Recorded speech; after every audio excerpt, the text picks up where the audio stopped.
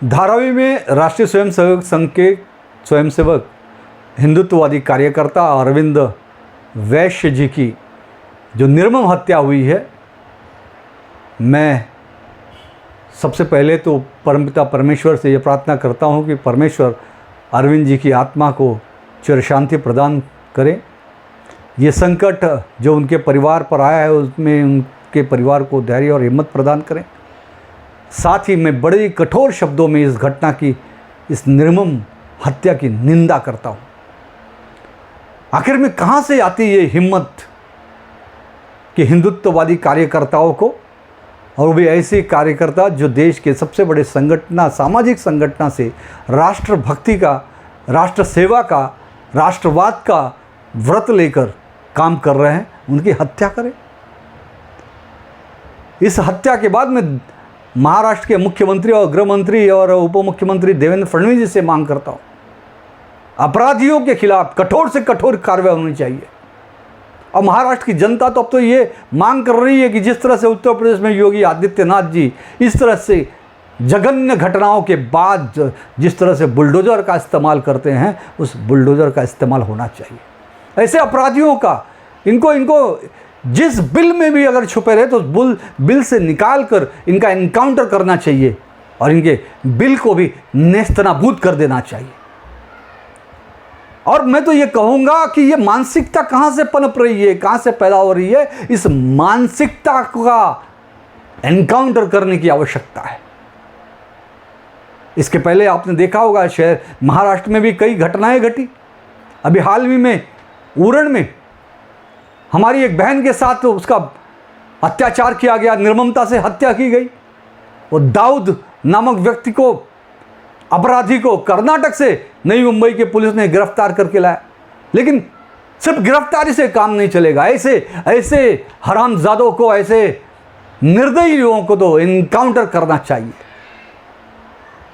नयानगर में थोड़े दिन पहले ये घटनाएं हुई थी, उसके बाद भी क्या हुआ? फिर एक अरविंद की हत्या हो जाती है।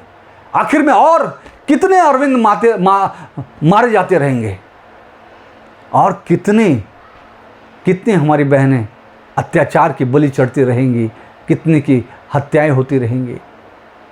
अभी भी हम वसई की उस बहन की हत्या को भूले नहीं हैं, लेकिन अत्याचार के बाद अत्याचार, हत्या के बाद हत्या, ये तो एक सिलसिला सा चल उठा है। मैं बार बार कहता हूँ, इस मानसिकता को एनकाउंटर करने की आवश्यकता है। जिस मानसिकता में ये हत्याएं हो रही हैं, ये अत्याचार हो रहे हैं।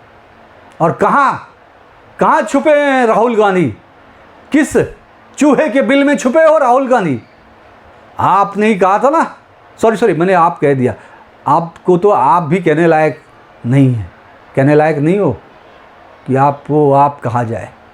आपने हिंदुओं को हिंसक कहा था। ये जो हिंदू लोग हैं ये हिंसक होते हैं। आज मुझे बताइए, जितनी भी हत्याएं हो रही हैं, जितनी हमारी हिंदू माँ बहन बेटियों पर बलात्कार और अत्याचार हो रहे हैं, कौन कर रहा है ये लोग? कभी उनके बारे में तो आप एक शब्द नहीं कहते। हिंदू भाई बहनों पर अत्याचार, हत्या होने पर एक शब्द नहीं निकलता है, मुंह में दही जम जाती है आपके। शर्म आनी चाहिए। लेकिन देशवासियों, देश में इस तरह की जो दोगली राजनीति हो रही है, इसे आप आंख खोल कर देखिए। ये दोगली राजनीति बंद होनी चाहिए। और महाराष्ट्र के मुख्यमंत्री, उप मुख्यमंत्री, गृह मंत्री से मेरी ये मांग है, अरविंद के हत्यारों को, हमारी नई मुंबई उरण की बहन के हत्यारों को सिर्फ जेल के सलाखों में डालने से काम नहीं चलेगा।